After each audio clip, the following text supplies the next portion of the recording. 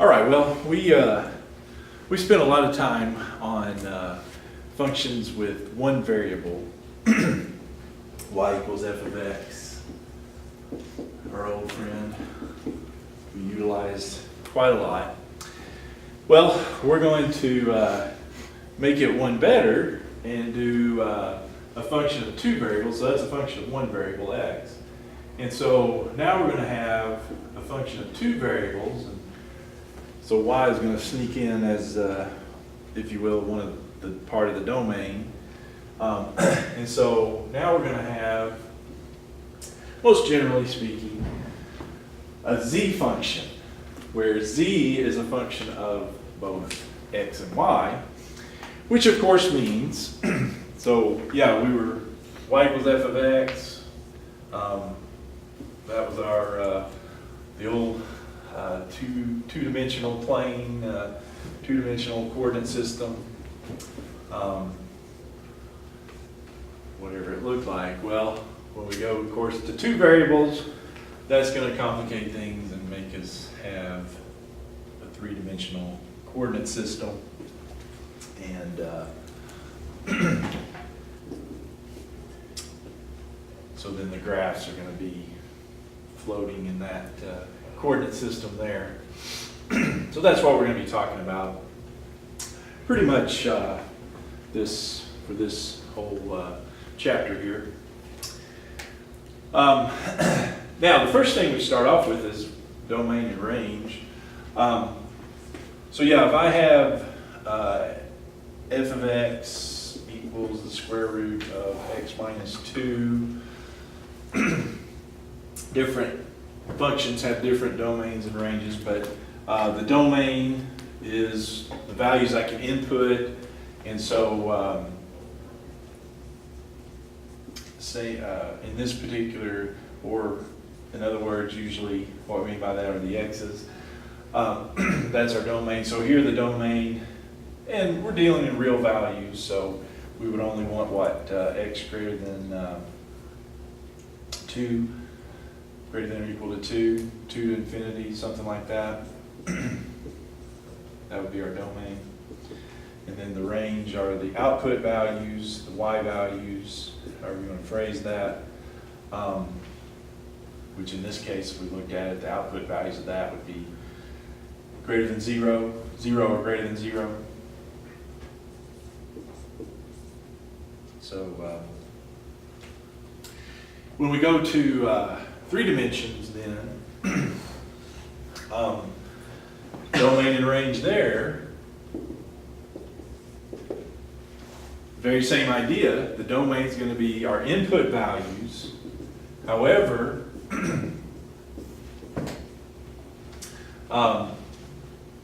notice, like I mentioned it before, which ones are going to be input? Well, it's the x or the y, x and y, and so you're going to need a combination x and y. So I'm going to figure out what x, y's I can put in here. So basically input values are going to be ordered pairs, right?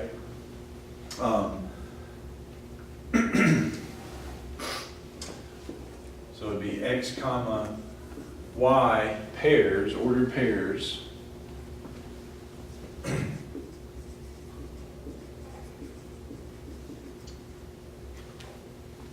That can be used as input values.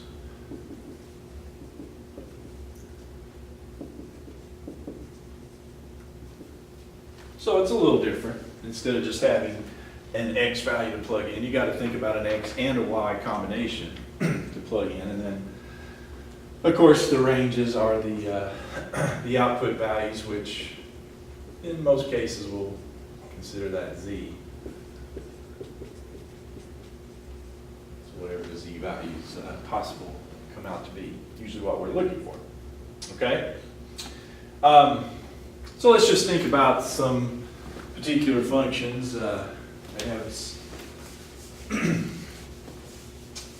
looking at input and output, domain and ranges for, some functions here. All right, so let's say number 1.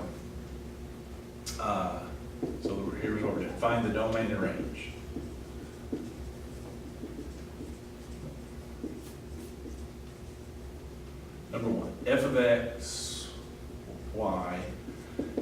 equals x squared plus y squared.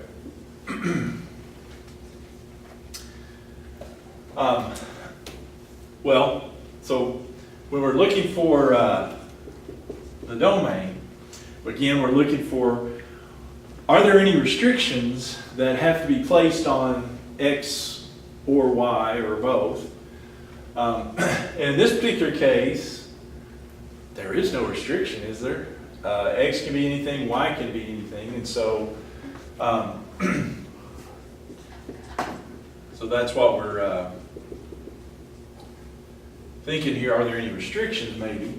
Well, in this case, there's not any.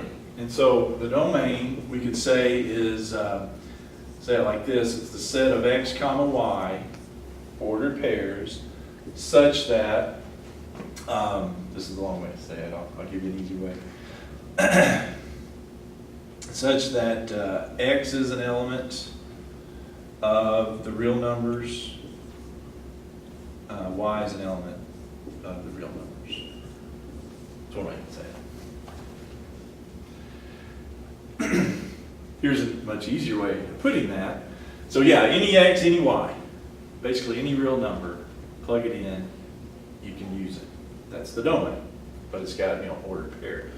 Well, another way to put that is, it's, well, if you think about the xy plane, or the xy coordinate system, it's any point on the xy coordinate system.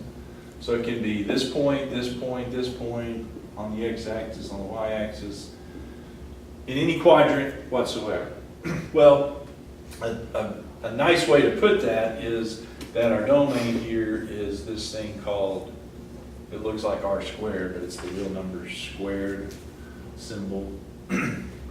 That's a nice way of saying it, the same way. But it means, that's what it means, just FYI there. Now, as far as the range goes here, we just kind of have to think through it a little bit. All right, and so the range is going to be what comes out of this as far as values, z values. So z, remember z is the, like y is f of x usually. Z is that equal to f of xy is our general rule of thumb there. And so the z values are x squared plus y squared in this case. So those are the values I'm going to get out of this. Well, do you notice anything about those that we can say, are we going to get positives, negatives, both? Can we get anything there? Well, if it's x squared plus y squared, what could you say about that? Both of those are going to be positive, right? Because I'm just talking real numbers. We're not diving into the complex numbers here for this. So that's a real number, that's a real number, and you're squaring them. I mean, x can be negative, y can be negative, but we're squaring them both. So even if x is negative and y is negative, they both come out to be positive when I plug them in, right? You know what I'm saying? So what can you say about z here? It's going to be positive, right? The z values are going to be positive. There is one exception. We could get z to be 0, right? So z is going to be 0 or a positive number. That's what it has to be. And so, yeah, we could say that the range then is z is going to be greater than or equal to 0, or you could put that in, in interval notation, 0 to infinity, however you like that. I don't care. Either way, both are good. So those are the things you kind of look for. Now, here's some other possibilities. Number 2, finding the domain or range f of xy equals 1 over xy. For xy. All right. So again, for the domain, what we're looking for are there any restrictions on x and y?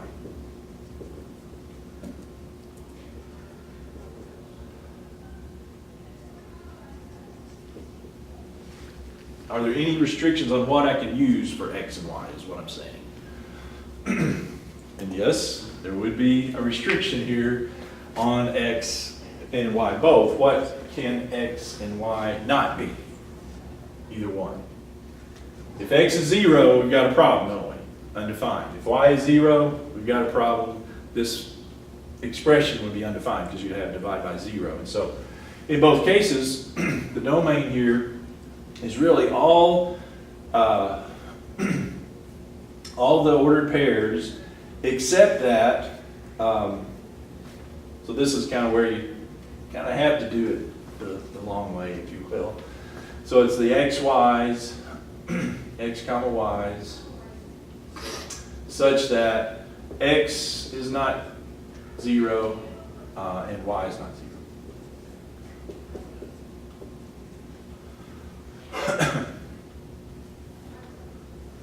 Maybe just use a comma there because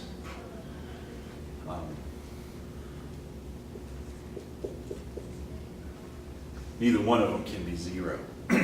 Meaning, if one is 0 and the other one's not 0, that's still not legal, if you will. So, best way to say it. Probably that way right there. Okay? With me there? All right, now, as far as the range goes, all right, so we're thinking about when I plug in x and y values, what kind of values are going to come out of that? Z here, well,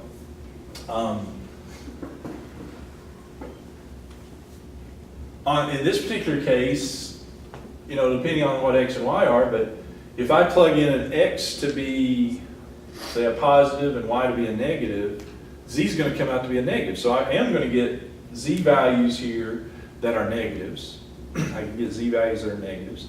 And depending upon the size of them, you know, if both x and y are like small fractions, say between 0 and 1, this number is going to come out to be big, actually, because you've got 1 divided by a small number, and 1 divided by a small number is actually a big number, right? You know what I'm saying? So as far as size of z goes, I can get positives, I can get negatives, I can get large numbers, I can get small numbers. However, there is one number I cannot get for z. What is it? Will I ever get 0? Yeah, I won't ever get 0 because 1 divided by a number, you can never get that to be 0. So in this particular case, the range is all real numbers except 0. You could say it like that, or you can put it in the interval notation. Negative infinity to 0, union 0, infinity. Or something to that effect. So sometimes you just have to think your way through it. All right, now here's some other ones. All right, so again, still finding the domain and range. Number 3, f of xy equals the square root of 100 minus x squared minus y squared.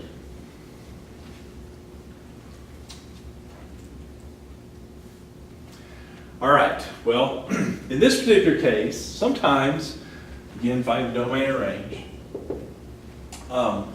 Sometimes to find your domain, you have to look at what you've got. In this case, I've got a square root. And what I know about square roots is, for real numbers, the expression under the square root has to be greater than or equal to 0. So let's think about that. So 100 is 100 minus x squared. That 100 minus x squared minus y squared, I'll say it right again, is greater than or equal to 0.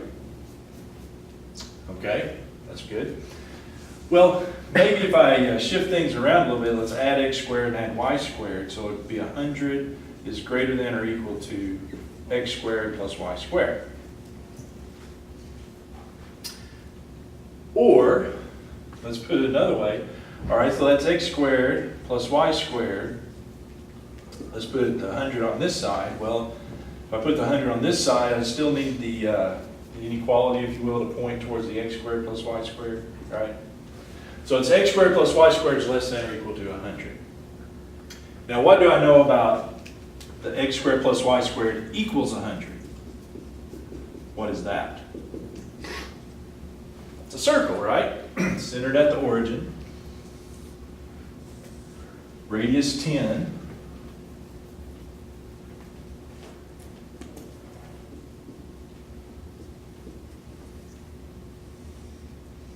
Didn't do a very good job of spacing my 10s out here. All right. So it's centered at the origin. It's just a radius 10 circle. All right, so that's the equal to part. The less than part then would be the inside of that, right?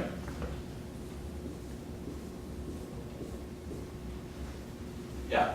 So it's the domain here is the x the x comma y's such that x squared plus y squared is less than or equal to 100. Which, graphically speaking then, is the circle radius 10 centered at the origin and everything, all the points inside. So that's the graph of the domain right there. Sometimes I ask you to do that. Okay? All right.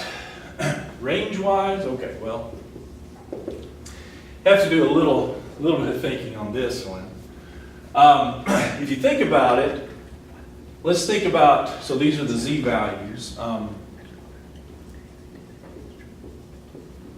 Let's think first of all, the maximum z that we could get out of this.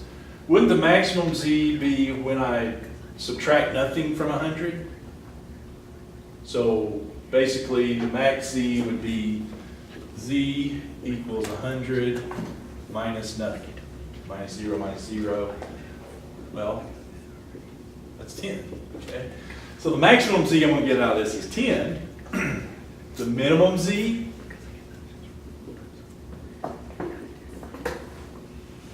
well, the minimum z, again, I'm not going to do anything that's not a real number. And so the minimum z would be when the stuff under here would be 0.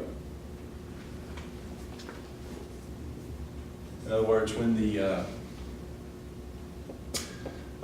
x squared and the y squared combined, or yeah, basically come out to be 100 right there. Yeah, I'm not going to get anything lower than 0 there. So z is between 0 and 10. Or you could just say 0 and 10. So anyway, sometimes you just kind of have to think your way through that. Okay.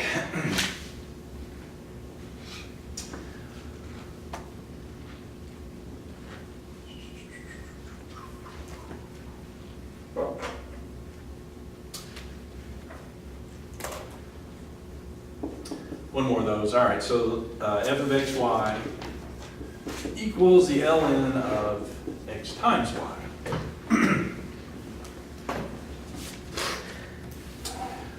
Well, ln is much like square root, a lot like square root as far as domain.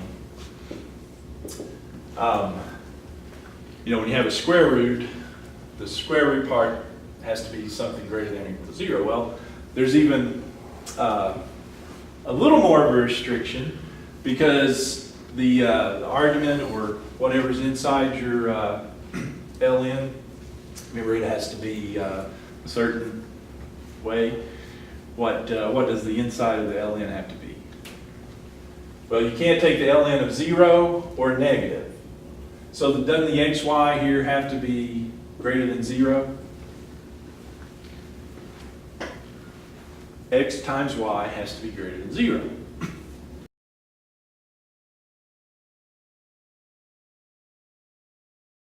When I multiply the x and y, it has to be greater than 0.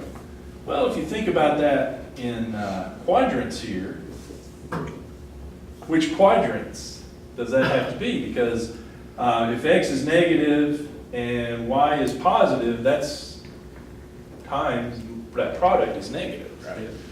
So you have to be where? Yeah, you have to be in quadrant 1, where x and y are greater than 0, or where else? I think it's Say quadrant 3. three. Yeah, quadrant 3, where both the x and the y are negative. And so that's your domain right there, graphically speaking. Now, how would we write that? Domain x comma y such that, well, up here we'd have to have x is greater than 0 and y is also greater than 0, right?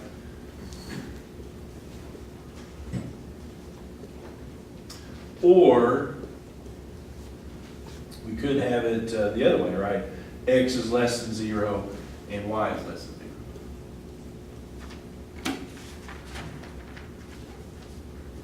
Something like that.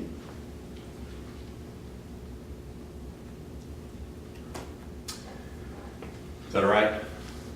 All right, so then the range.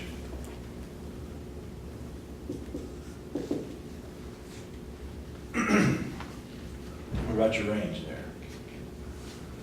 Well, the range is going to be what can I get out of the natural log function?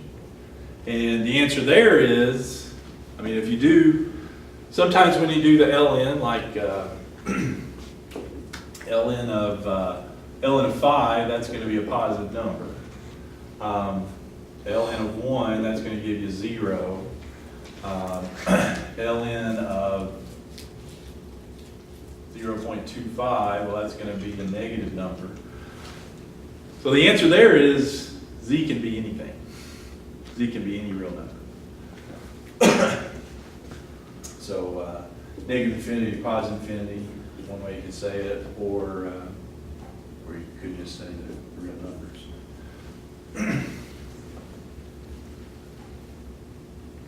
So anyway, so how do you find the domain and range of these? Well, depends on the problem. Okay, so these are just some examples that might come up. Might be helpful there to help you along the way there.